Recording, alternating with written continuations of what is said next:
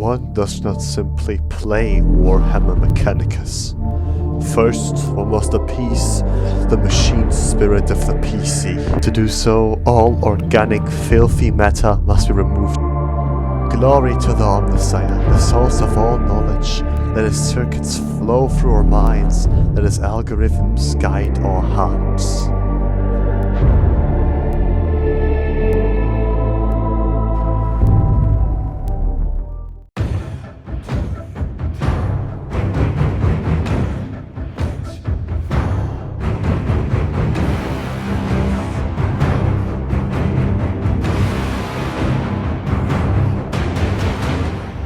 From the moment I understood the weakness of my being, it disgusted me.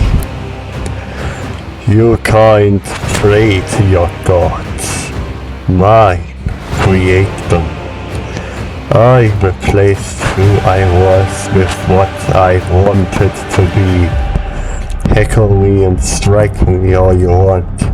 Like the weapons you struck me with, I can be repaired and repurposed. Humans seek purpose and go rabid without it. I must never seek again, because even in death I serve the Omnissiah. This purpose is my gift, for in the grim dark future of humanity there is only war.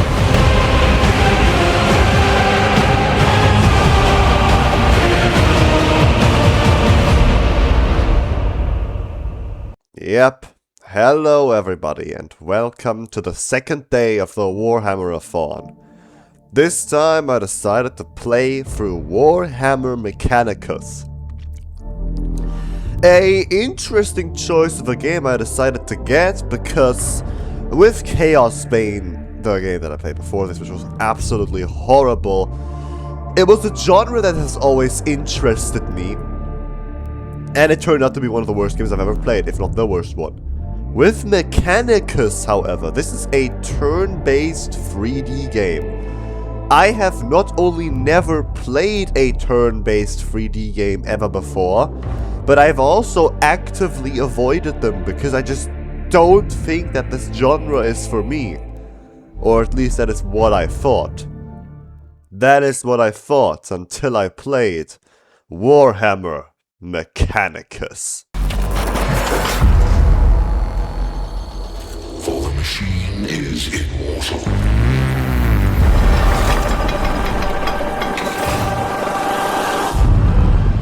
Even in death, I serve the Omnissiah. That is perhaps the hardest intro I have ever seen to a game. Holy shit! The game begins with a bit of scrolling text that introduces us to the setting, the faction which we will be playing as, those being the tech priests of Mars, and a very slight bit to our enemies, the Necrons. And I cannot believe that I'm already saying this looking at how the game so far is literally just a black background with white text, but this is already better than Chaos Bane. I'm not even joking, because in Chaos Bane you had 4 Chaos Lord factions you fought against, and you were playing as like something else, the Imperium or some shit, and you never learned anything about them. After playing through the entire game, I don't know anything about them at all. With Mechanicus, now that I've finished the game, I will no longer need to read a single book to the tech priests of Mars or the Necrons, because I not only fully, or at least as much as this game allows me to, understand their factions now, I even understand the reason we are fighting one another in this game, because the tech priests are people so infatuated with becoming part of a machine or becoming a machine themselves, and the Necrons used to be something fleshy and have become machines and are not only evil but are also in constant pain, giving this really interesting contrast. So, what is the story of Mechanicus? In this game you play as Faustinus, a Magus Dominus of the Imperium of Man.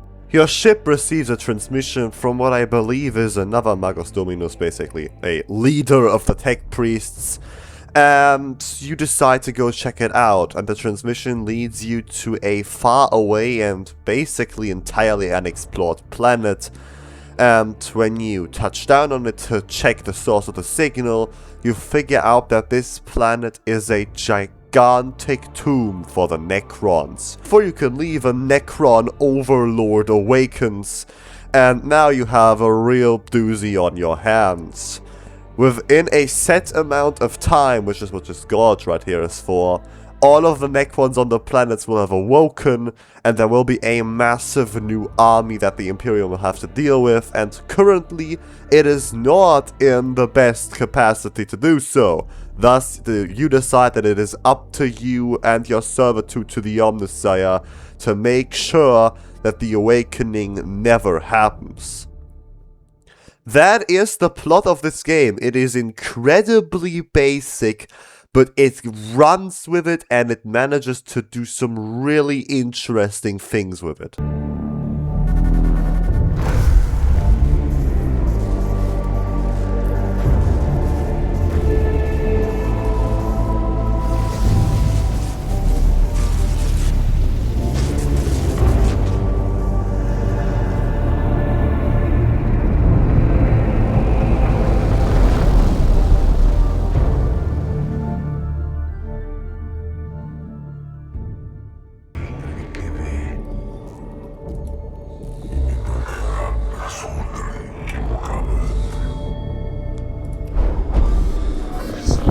Sometimes tech priests will feedback important information about what they could encounter in the situation that require your command to make decisions. There will be consequences. And ahead is an obelisk-like object covered with glowing hieroglyphic symbols. Almost reaches the tall ceiling of this chamber. Scrutinize.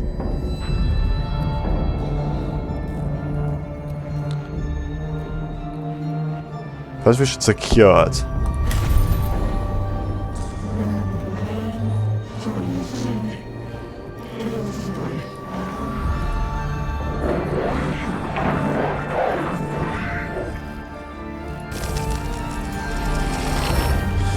Codes such as the chambers joining a few pieces of wreckage made from exotic materials. Suddenly splits open, bathing into radiation. It appears there is also something inside the obelisk.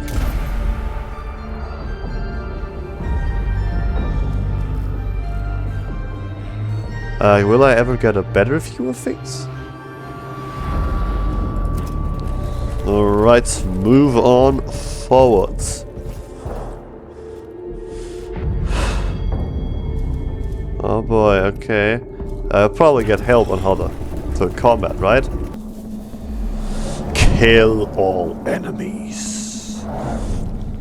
Okay, at the start of the fight, you must decide the location of your units. Place a unit. The hell does that mean? Is there cover anywhere? May +1 cognition.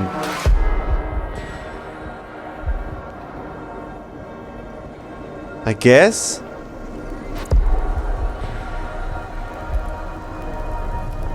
Delay turn. Sure. Okay. There are several ways to collect. None of them legal. Well then, we'll get another one, right? So they're like, yeah, do it. He goes there and immediately collects the next one. And then I'll use the servo skull to figure out his shit. And then I end my turn. So yeah, it goes without saying that this video is going to be a lot shorter than the other ones because there's not really a lot of interesting or fun stuff I can show to this game. As you can see, it is a game filled to the brim with strategy. You really need to focus, and of course that's good. A good strategy game should require you to always be on the lookout, always be focusing, but it just doesn't really make for a lot of fun moments in the video. So instead I will kind of be voicing you through it. We eventually reach that chamber where we accidentally awaken the Necron Overlord. And the only thing scarier than the now impending doom that we all face is how absolutely fire the music of this game is, especially when you consider that this is the first work the composer ever made. Void Admiral, holy piss sacks.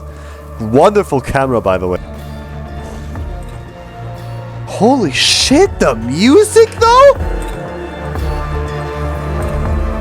Move up to the open. We must be prepared to engage this Xenos filth.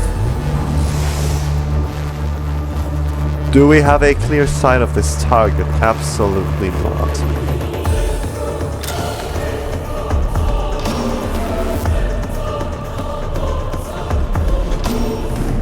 Holy shit, this is a banger!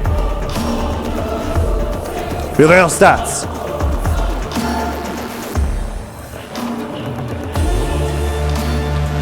Gosh, this goes hard! Man, I don't feel like working out today.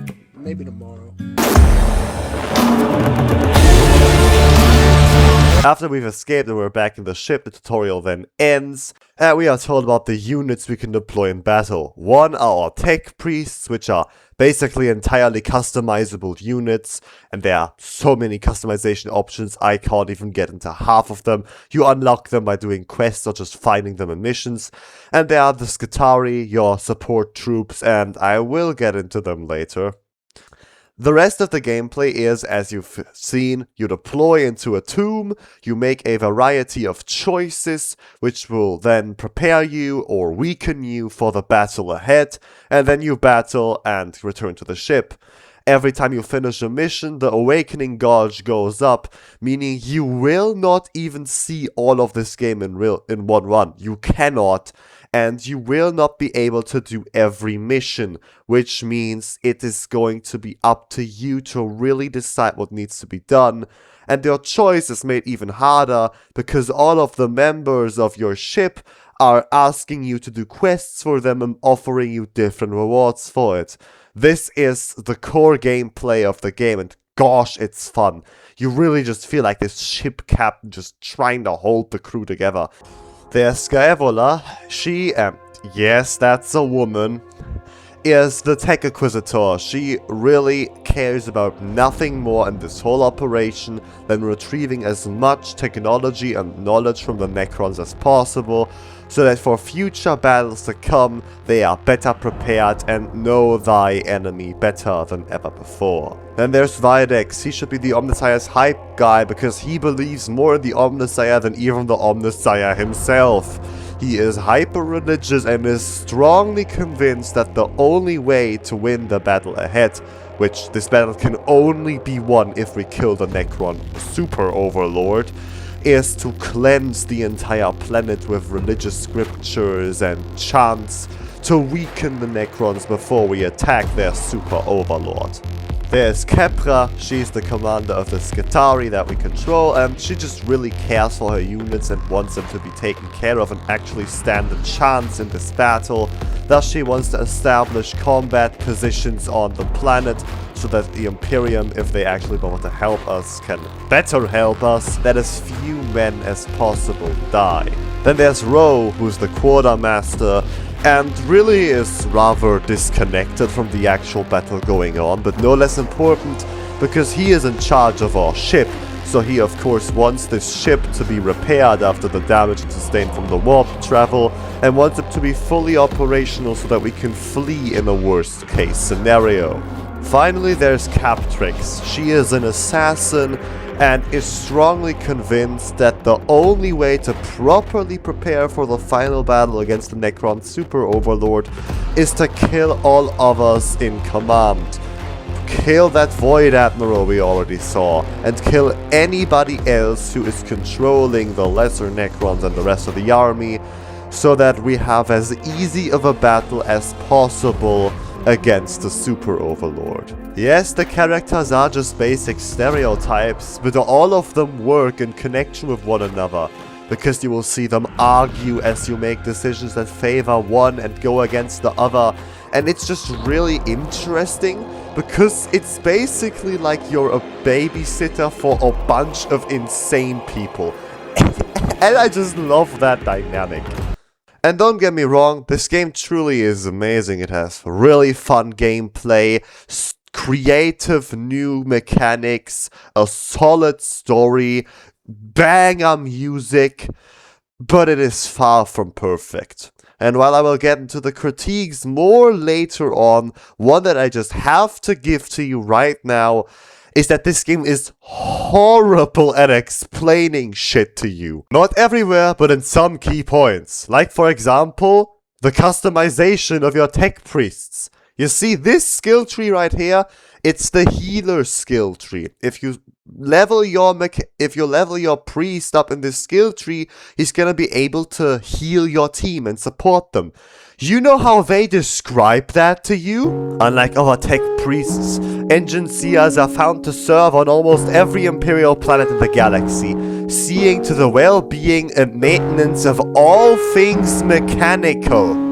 And listen, I totally get it. Yes, our tech priests are basically more machine than anything, and I would have probably understood this a lot more if there wasn't that whole cognition point system in the game already.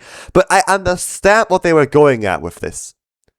Do you know how they describe the melee class to you? A class optimized for melee combat above all else. Of course it can do other stuff, but that's what it specializes on. Explorators take on the quest for knowledge more than any other disciple. They reach far into the depths of unknown space, searching for lost architect, new species, and even new worlds. What?!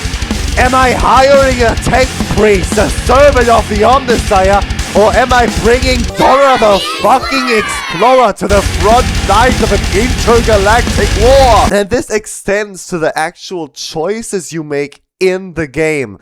The whole choices before battles, they are explained sometimes just as poorly. Thankfully, the game does actually acknowledge that it sometimes is a bit too complicated, and there's a setting you can turn on that gives you a hint as to what type of event will happen if you make that choice. So of course I turned that on after a few gameplay rounds. As we keep going deeper into these tombs, we of course encounter new enemies, and there are so many enemies in this game, I cannot even go into all of them. I probably don't even have to go into them much because almost all of them are really, really good. There's only 3 that I have a problem with, and 1 we meet right here. The Necron Destroyer, this tank unit. He's super powerful, and this was probably the hardest mission in the game, not even lying, just beating up one of these things. Because for some reason this thing can move twice a turn, which is just... No, that's not a unique enemy gimmick, that's just breaking the rules. No, don't like that. With all the new knowledge about the game I had gained now, I restarted it from the beginning again. Which would end up being a smart decision, because now with more knowledge and understanding than ever, it was time for the comeback.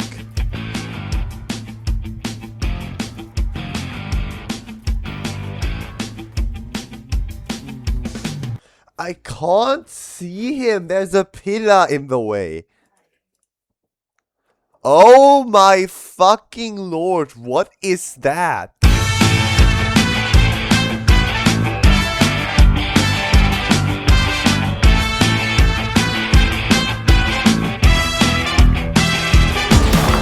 I do not see any fairness in that.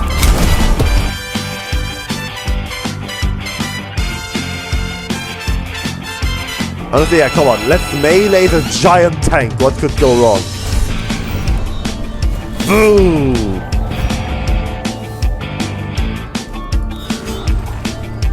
Boom! Holy shit, this guy's a legend. He did it.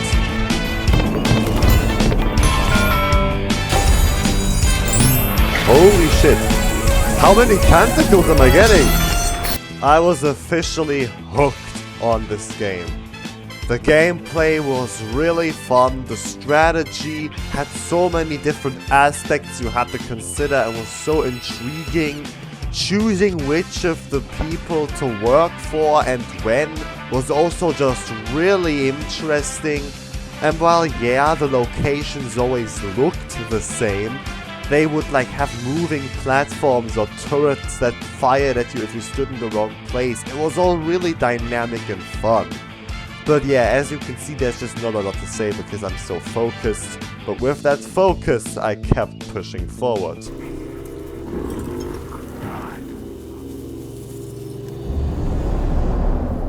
What the fuck does that mean? Hello? Objective survive? Can I back out? Uh-oh. That wasn't honestly so bad. Keys?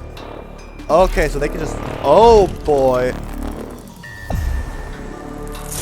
Okay, I see the problems with this. That guy is really powerful. A few moments later. Boom! Oh, we got his ass! Pathetic! Although now everybody wants something from another skin. It's complicated. First we have a new Magos.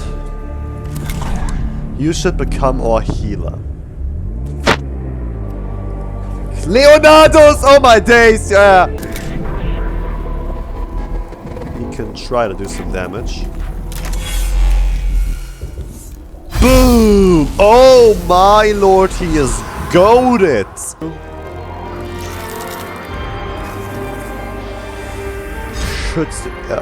Boom! So much for repairing him, you dipshits! I didn't say anything.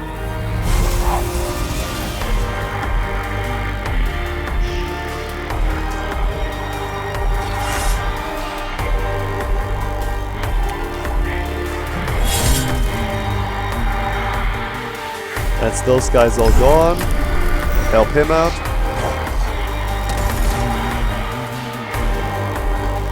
Honestly, if he still has only like 1 HP, then kill him. It is not long before we then meet the second of the enemies of this game that I do not like. This time because he just doesn't really serve a purpose. So far, every enemy has a purpose. The basic Necrons shoot at you. There's close range Necrons. The little beetles heal Necrons. The big beetles can suck dry those pillars we need. And even the tank is just a powerful unit. But now we are introduced to the Necron Immortal, a unit that is super powerful as well. And sometimes he's unique. Sometimes he's a big guy with a stun gun that reduces your movement, which is good. In that case, I like him. But other times he also just carries the exact same gun as the tank, making him not only obsolete as an enemy, but not fun to fight because you can never tell what type of Necron Immortal you're fighting now until he's actually shot at you once. But after that, I unlocked the first quest from the assassin, and with it came the first boss fight of this game.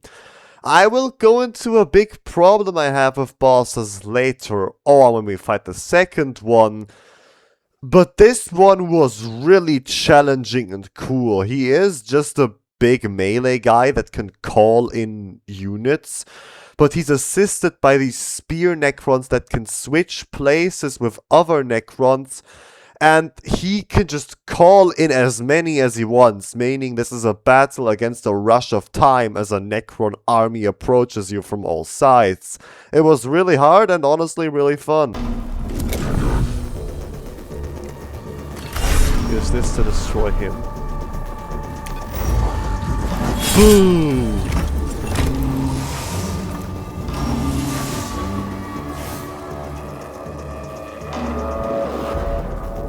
Opportunity for this guy, fucking hell. Well, then in that case I cannot do anything.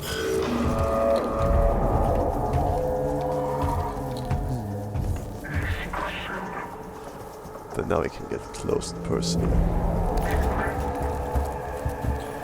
Get a range and strike this guy. Boom! The battle has only just begun. Yeah, but this is quite the hard fight if I do say so myself, looking at how many fucking units there are.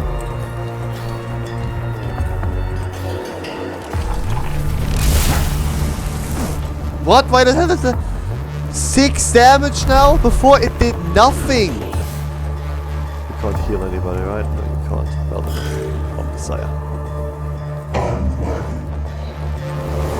It's so cool that you have all these sick lines. Could you just stop bringing in even fucking more enemies? That would be really cool. Thank you.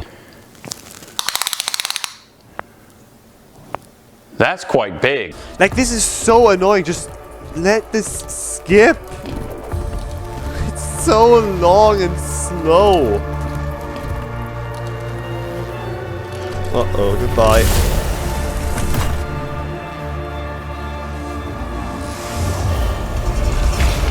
I don't need extra Necrons in battle. That boss was just a bit too overwhelming for me, so I backed out and did some other missions instead, unlocking some new Canticles, which are basically like one-time buffs I can use in a mission. Yeah, it was a nice little diversion, but I knew that at some point I would have to go back. Before I did, though, I got a new plot point in the story, which was that in some of the deeper tombs, this weird organic growth, which just originated from the planet, was beginning to take over the Necrons and driving our tech priests and the Necrons insane. And I thought that this was a really cool plot point. Sadly, they don't do anything really with it. Like, yeah, the environments change because now there's some organic growth here and there, which is definitely needed because otherwise the environments would all look the exact same. I just wish there was maybe some more mechanics to it, like, I don't know, a Necron can become afflicted or spawn afflicted, in which case it gets 2 turns. One turn it works for you, the other it works for the Necrons that it's supposed to. Something like that, but alas there was nothing. But with my upgraded team, I then easily took out the first boss. Boom! And he's dead.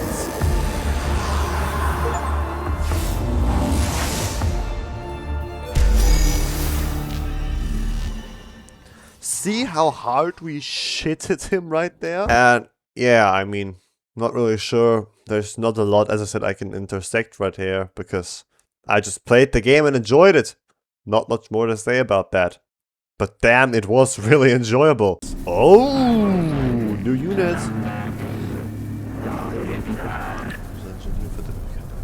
Yeah, defense support. Shock is the first. There is a first normal damage below thyself for the equipment. Stop recording this moment. Mechanicus is a quick agreement! I couldn't find turtle Xenos raids. Yes, all good, but what is this creature? Don't ask me what that enemy does because I couldn't tell you, because every single time that he did appear on a level, I instantly killed him. What I do want to touch on here is that these levels sometimes have unique gimmicks. Like, as I said, some turrets on the walls that shoot at you if you walk in front of them. Or in this level, there were these energy walls that each turn, one would turn on, the other would turn off. I think that this is really cool, and I wish there was more of this in the game, but like, I'm not sure. I think these energy walls I saw twice. The turrets like 4 times. They should have just utilized these elements a lot more. On the same note, in literally the next level I played, we had to fight the most dangerous map element yet, the Rock. Rock would just power up any enemy that got too close to it. And I saw it once here and one other time later on. Never again. I was worried that this would be like something I would have to now worry about in all following levels, but never saw it again.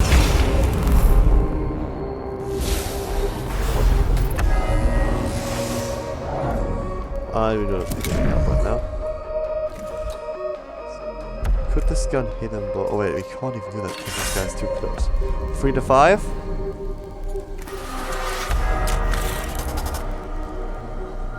No, let's do this instead.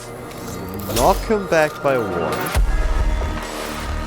Then reduce it by 2, so we can use it. Oh, or we just, you know, go full on laser. Let's go full on laser.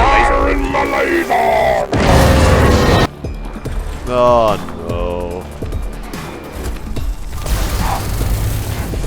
Best enemy in the game moving in. Be careful, everybody.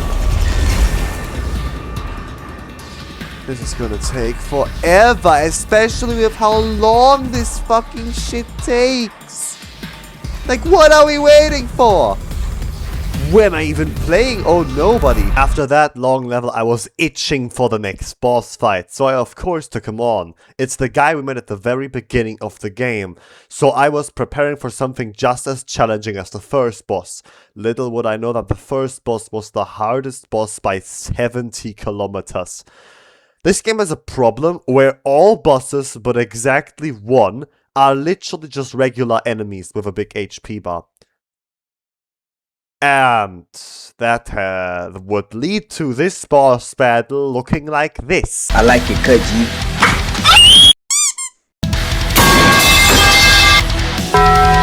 In the wrong house, fool!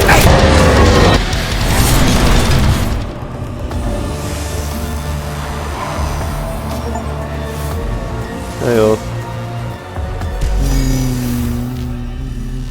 That was, I think, the easiest boss battle I have ever done in any video game.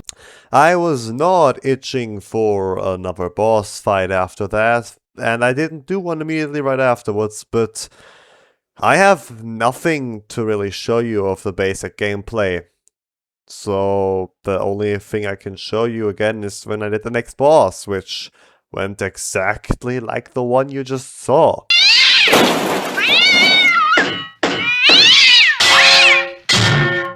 After that, in the deepest parts of these tombs, we then meet the final enemy that I do not like from this game.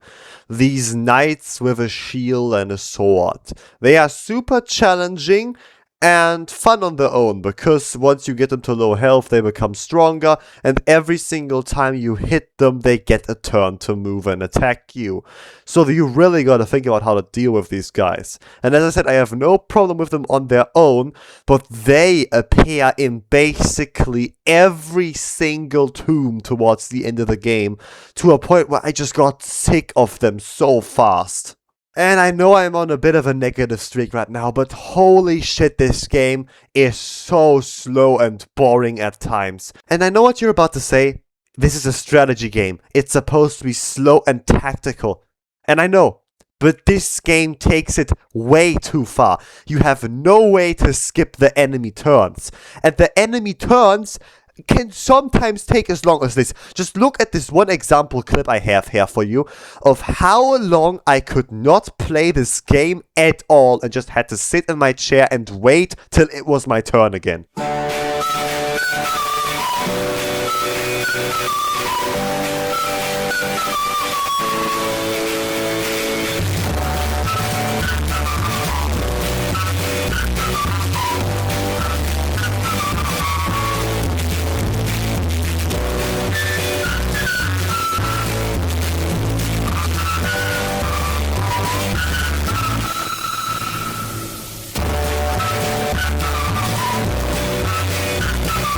Half of a minute. That is how long I sometimes had to sit there just for basically nothing to happen. I mean, what information was conveyed to me there? My one guy was poisoned and took one hit of acid damage. You could have just let me skip through that and showed me the values pop up above his head. And you know, now I'm on a negative phase, let's just get this over with so I can get positive again. The troops in this game are also kind of useless. If you don't remember, troops are the other units you can deploy aside from your tech priest. You cannot customize these. They are tailor-made to fit one specific purpose and are basically there as cannon fodder, which you're still supposed to take care of. There are 7 of these in the game, and only 2 I ever really used. And I realized how useless these troops are when I unlocked this big ass robot with a flamethrower, and I used him like 2 times and then never again, because Most of these just really are not that good. The only ones I ever used were the Skitari Ranger, the guy with a sword, because he can counter-attack and attack enemies if they walk past him. And the Servitor, because every time he's hit, he gives me a cognition point. So yeah, that may need a rework in the sequel when that comes out. Gotta hit both of them at the same time. This, yeah. Fire the laser! Boom!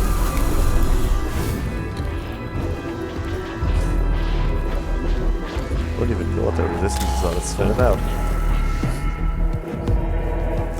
Oh, they're actually weak to a laser? Fucking hell, you should have said that sooner. Let's go! Oh, you have to be kidding me.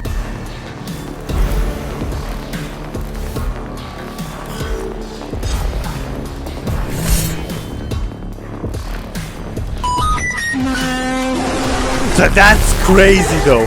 2 people right there, and these fucking Beyblades and hits this poor guy. And final critique before the final boss. This what you're seeing right here. Sometimes you think the battle is over or nearing its end, and then the map shifts and changes, and then new enemies appear on this new platform. It's cool at first, but towards the end of the game, I kid you not, this made me rage quit. Because the levels are already so slow, as you have seen, that... oh, this just drags it out and wastes my time so much. I would be completely okay if this changed the way you played the level. Like, I don't know, a platform like this rises up in the middle of the area and now you have more walkable space and the entire dynamic of the combat is changed. But most of the time, if not all of the time, it's just tagged onto the side and has no reason to be there. Just either show it to me from the beginning or don't have it come up at all. But with that, we move on to one big actual praise I have for this game before we head into the final boss. That being that the choices you made in your ship, choosing for which people to work and do the missions, actually has an effect on the final level of the game. First up are different endings. For one, there is whose side you pick in the conflict between Scaveler and Videx. Scaveler wants to study this planet, Videx wants to destroy it. If you side with Scaveler, then the Imperium will go to this planet and study it, and there's a bit of a dark hint that the technology may corrupt the Imperium from within. And if you side with Videx, the planet is blown up in the ending. I kind of sided with none of them, so I got a neutral ending where we just leave the planet be and leave its fate up to the Omnissiah. The final person who has an impact on the ending of this game is that assassin woman, where she throughout the entire game wants you to kill these bosses once they unlock, and if you listen to her completely, the final level will only have you fighting the Necron Super Overlord, who hasn't really appeared in this game so much. That's kind of another small critique, that this main villain isn't really there that much, but that's besides the point. If you listen, the more you listen to her, the more high value targets you will kill, and in this final level, every target that you did not destroy will help Saragon, the name of the final boss, in the final fight. I had listened to her mostly, so there were only 2 people left that could join him. I think that's really cool. Yeah, it is.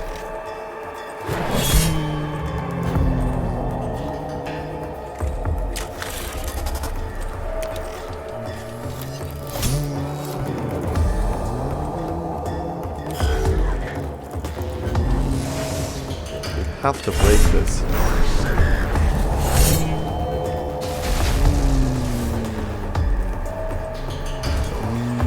Oh, that's how you damage him. Damn, that's 10 damage? Holy shit. That's insane. So,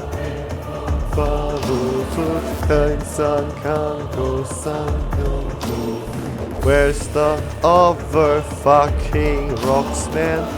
All the way over there. Holy shit.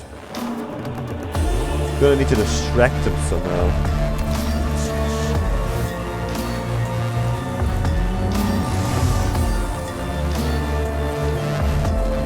Let's just hit it with everything we have.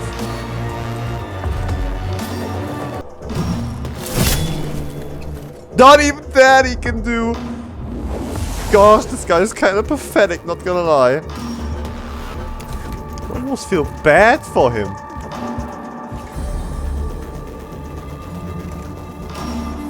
I'm just gonna move over here now. What the fuck are you gonna do to stop me? Absolutely nothing. I'm gonna go here and I'm gonna break your precious rock.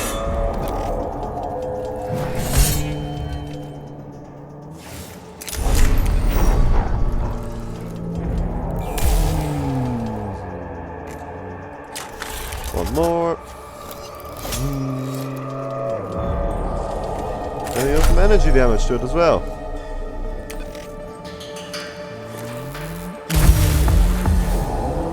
Destroy it. Boom!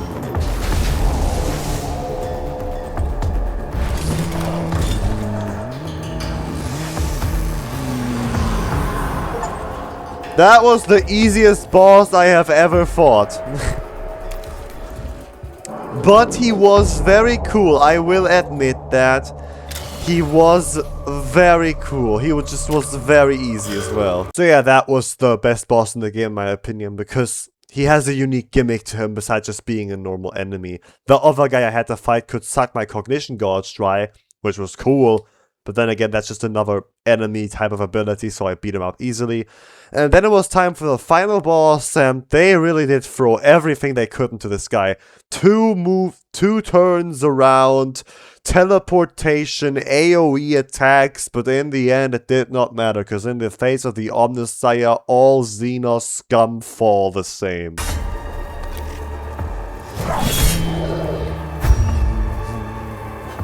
And he doesn't even have an opportunity attack! What a fucking loser! This guy is just getting beat up though. Like, it's kind of embarrassing, isn't it? Like, final boss.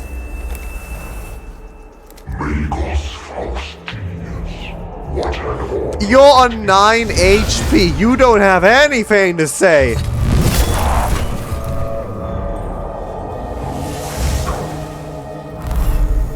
At your current rate, you're gonna die to fire. A robot, an undead robot dying to fire.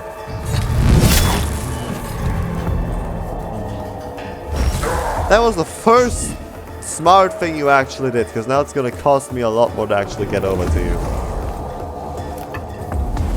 And even then, your success will only be partial, because I'm pretty sure that it's going to be the newcomer who's going to take you the fuck out. Yep, it is. Goodbye, Overlord Sargon. Boom!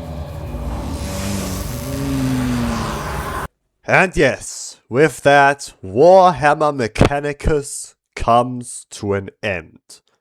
I really enjoyed my time with this game. What was good about it? The music was so damn good. The game was really enjoyable. The creative mechanics behind it were just really unique and they kept my interest. And finally, despite me, for the longest time, having avoided this genre because I just didn't think it was for me, this game not only made that genre something I'm now looking forward to playing again, but also, despite me never really having played a game like this before, perfectly eased me into it and taught me how these games go. For the bad, I would say biggest issue with this game is that it is way too slow. There has to be some kind of way to skip enemy turns. Please, there's a sequel happening. Make that something you can actually do. And then this is my only other real big critique point, and it's nowhere near as big as the first one. Some of the game features are just a bit undercooked, like bosses are a bit too easy, and the troop system felt kind of redundant. But besides that, I have nothing to say. And with that verdict, Warhammer Mechanicus. Despite your flaws and your need for improvement, in the name of the Holy God Emperor, I hereby declare you not a heretic. So yes, thank you all for watching. Like and subscribe if you're enjoying this. Make sure to support the Warhammer-A-Thon because there's much more coming. I will see you all again next time.